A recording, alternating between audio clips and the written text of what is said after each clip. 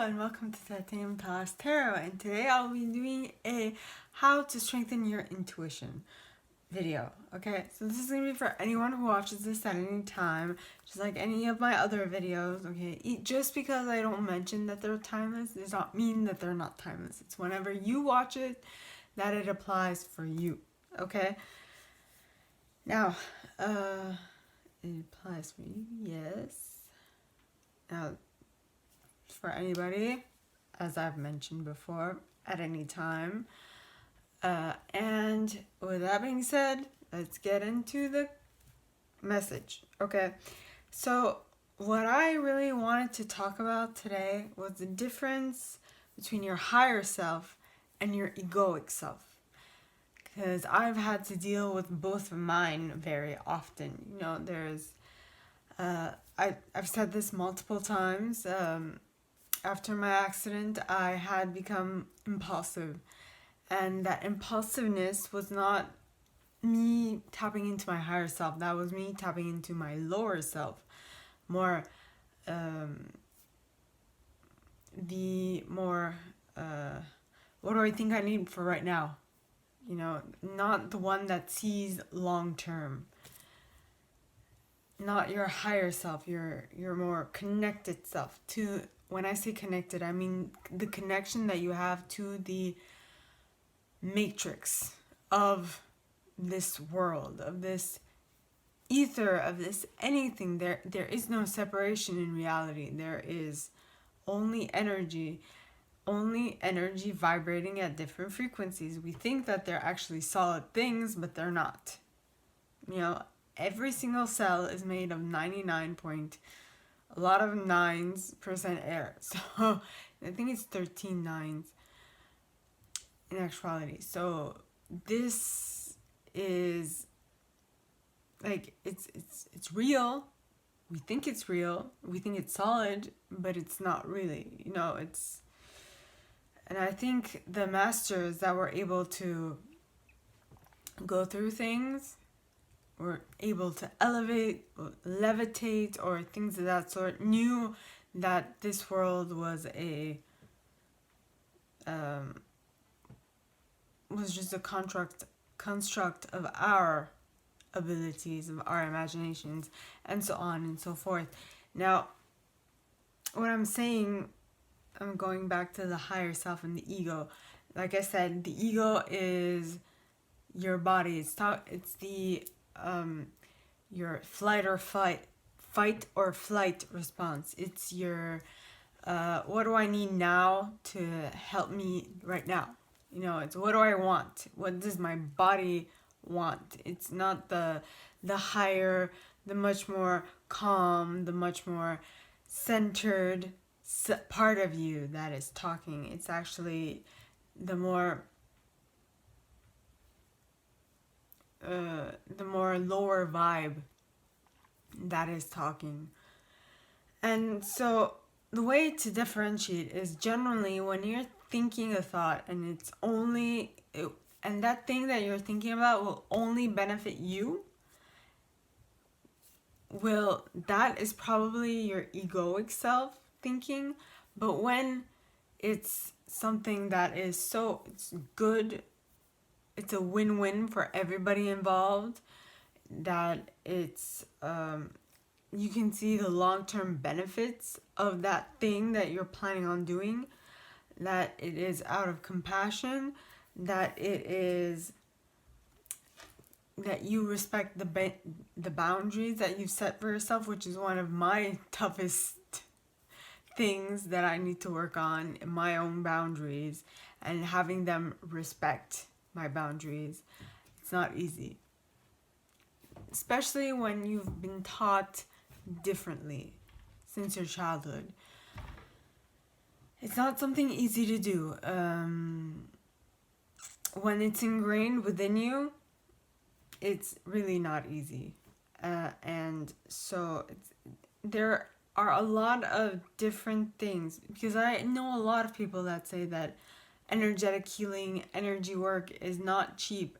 And it's not cheap for a good reason. It demands a lot of energy from the practitioner themselves. You know, it's It's not an easy thing to do. And it asks for a lot of, how should I say it? A lot of practice, a lot of studying, a lot of everything. I mean, it's not cheap learning about this stuff either. Okay, so you better understand where we are coming from, but I do say that we need to understand where other people are coming from too, not to make it too expensive, you know.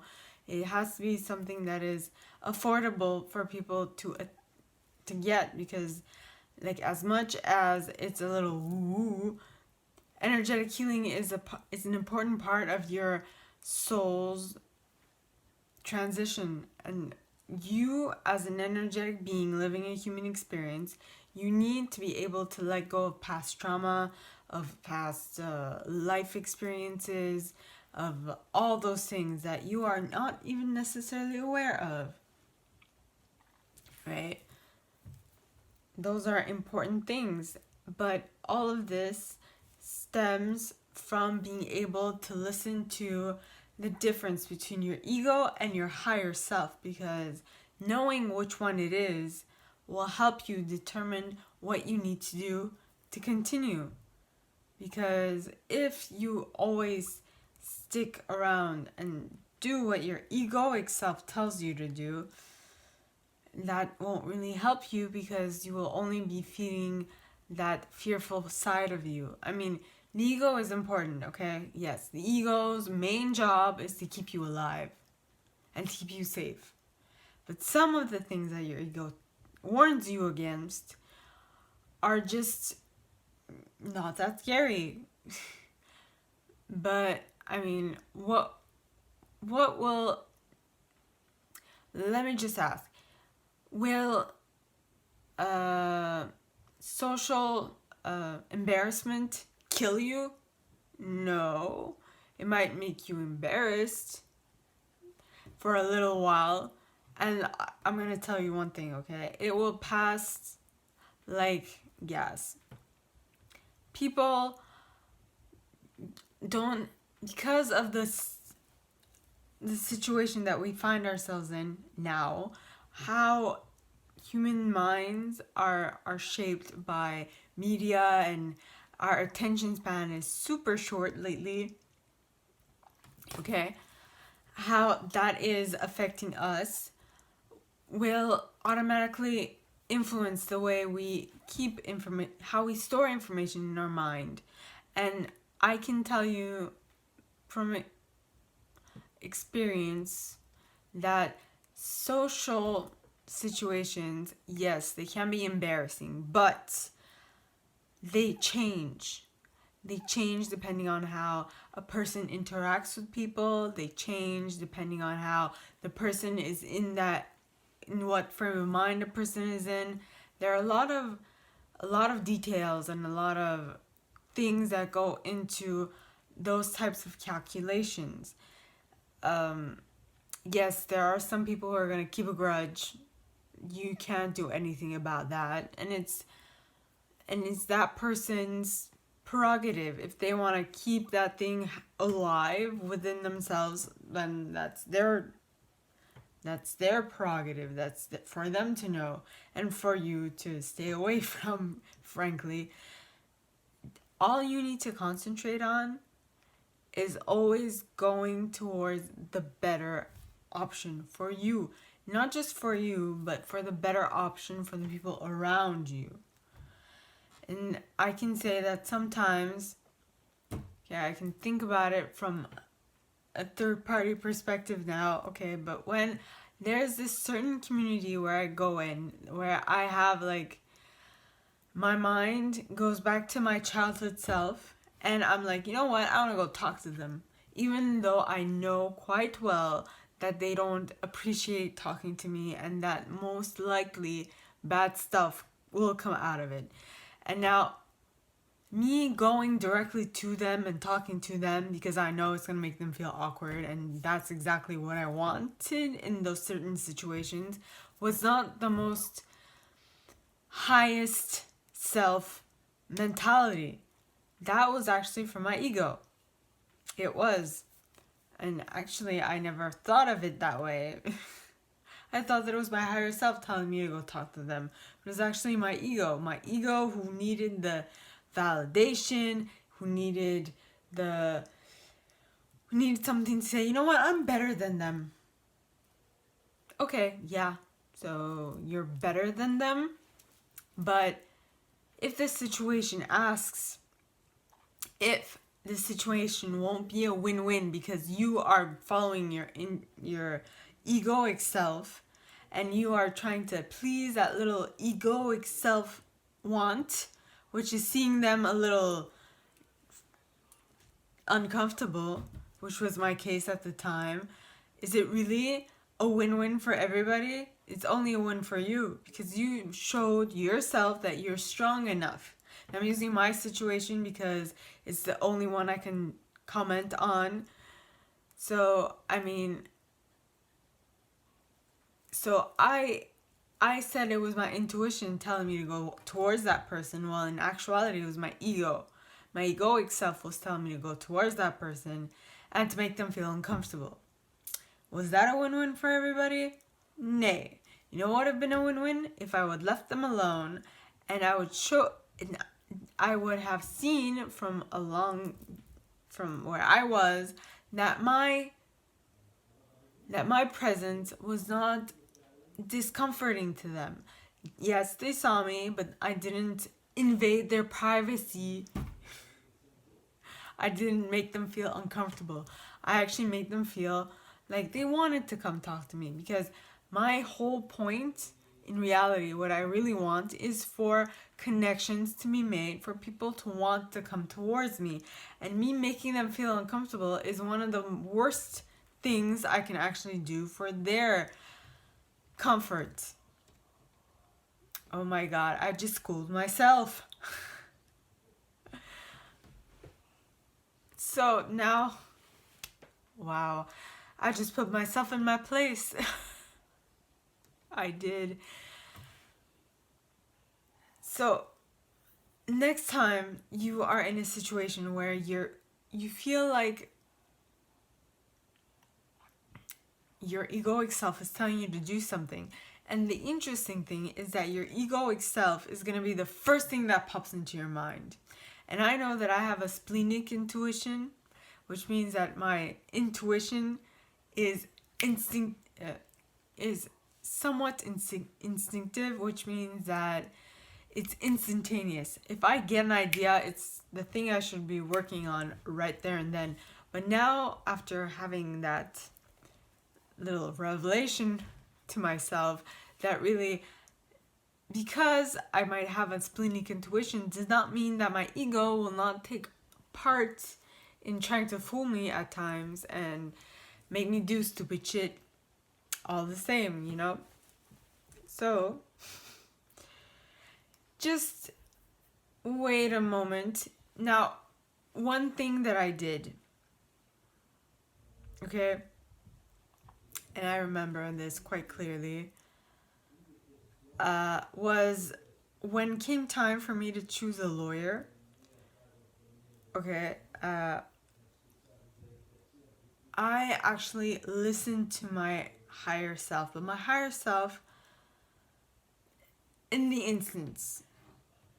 Okay, so I remember I actually met my lawyer, or right before I met my lawyer, I asked my intuition if I should sign with this company, right? With this, like, this, how do we say it? Well, in French we'd say bureau d'avocat. It'd be like this firm, if I should sign with this firm. And the interesting thing was I didn't get a splenic response. So I was like, that's interesting. But I went with it anyway. I signed with that company because I really didn't want to shop around. I wanted to be done now. And I mean, I could have chosen a better company, granted, but the interesting thing was I actually knew that my intuition was not coming to me, and I was thinking about it, and I took a moment to ponder it, because that is the most important thing. As much as you having a splenic intuition is important, you being able to decipher between your intuition and your ego is also more important.